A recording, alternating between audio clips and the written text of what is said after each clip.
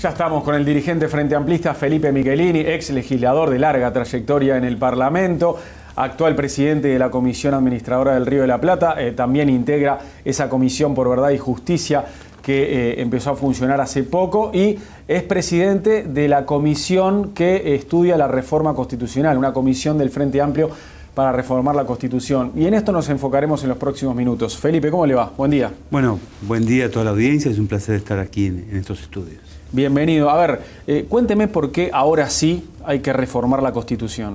Bueno, el Frente Amplio ya en Congreso previo a la elección del 2009 había definido la necesidad de procesar una reforma constitucional.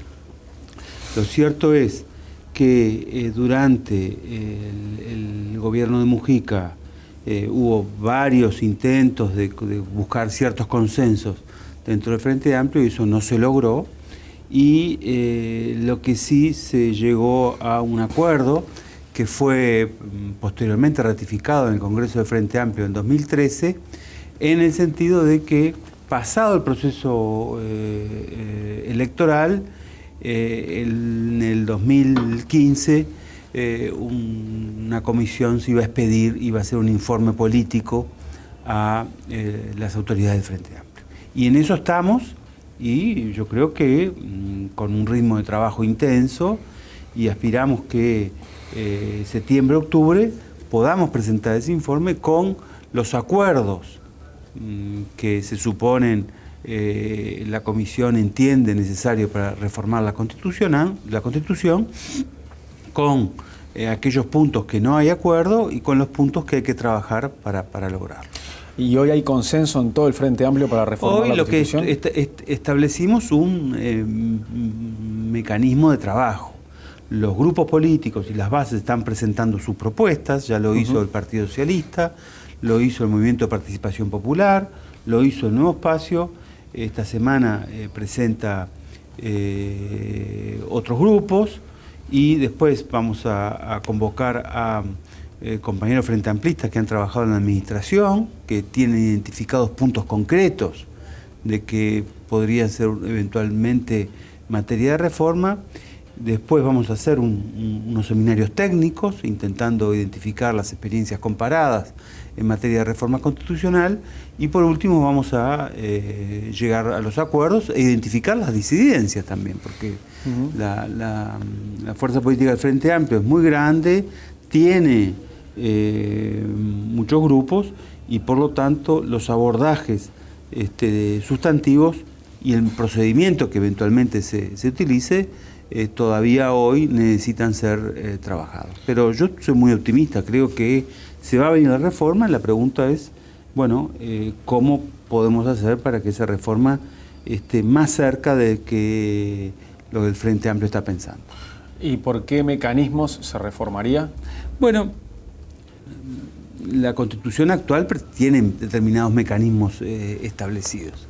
Hay una corriente de pensamiento dentro del Frente Amplio que sostiene la necesidad de convocar a una convención nacional constituyente que desde por lo menos mi sector claramente desestimamos esa convocatoria.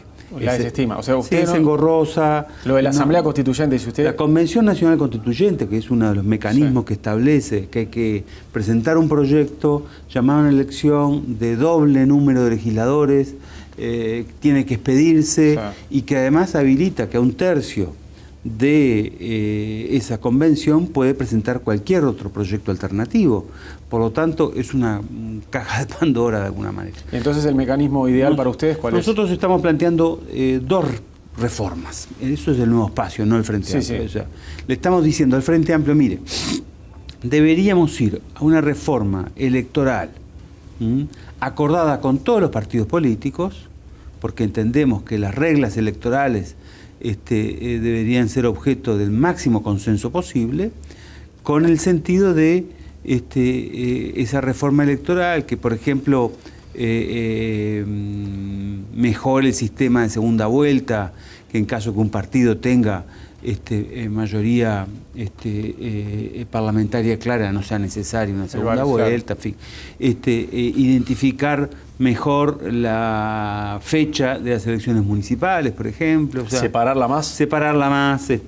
Y para nosotros, para el nuevo espacio, una condición así fundamental en esa reforma es establecer los mecanismos para que los uruguayos que viven en el exterior puedan ejercer su derecho al voto, así como los ciudadanos de los departamentos que no tengan que trasladarse al momento de la elección para, si bien es cierto que eso se podría, las dos cosas desde nuestro punto de vista se podrían hacer por ley. Bien, estamos y después una reforma constitucional por iniciativa popular que apunte a otros aspectos sustantivos, que por cierto puede ser objeto de negociación con los otros partidos, pero creo que en el sentido de que no son materias electorales, creo que allí las fuerzas políticas podrían tener un nivel de mayor libertad, digamos así. Por lo tanto, el nuevo espacio le está presentando el Frente Amplio una propuesta que consiste: vayamos a una reforma constitucional electoral consensuada por todos los partidos políticos y vayamos por iniciativa popular, juntando el 10% de las firmas, a una propuesta sustantiva que para el nuevo espacio básicamente son 4. Es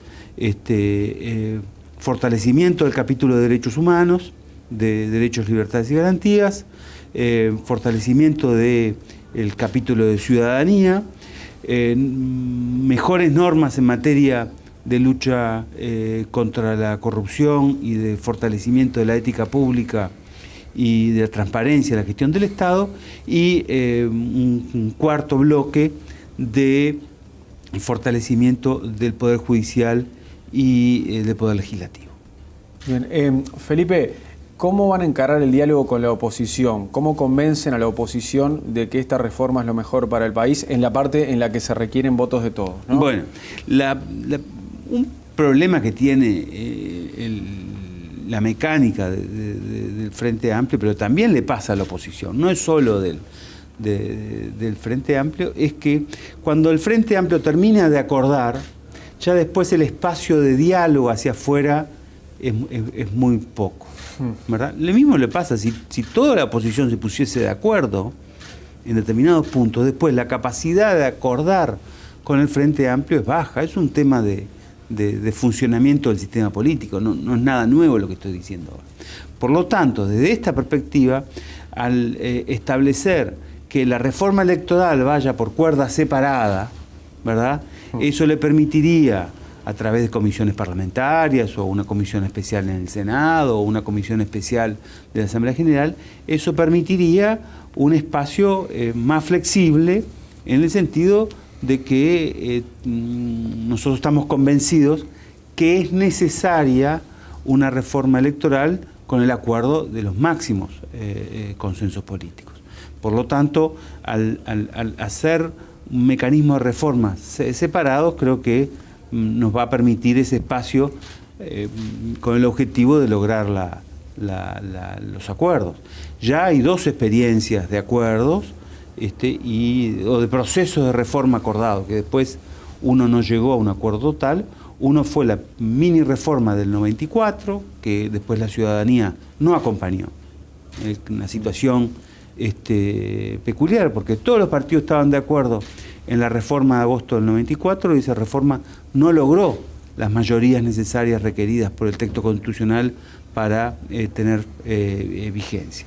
Y después la reforma del 96, que fue un largo proceso, que hubo acuerdos prácticamente en el 99.9 de los puntos, y el Frente Amplio después no pudo acordar, aunque en ese momento el nuevo espacio sí lo hizo, y había dirigentes connotados del Frente Amplio, como el general Liberserín, que estaban a favor de la reforma constitucional.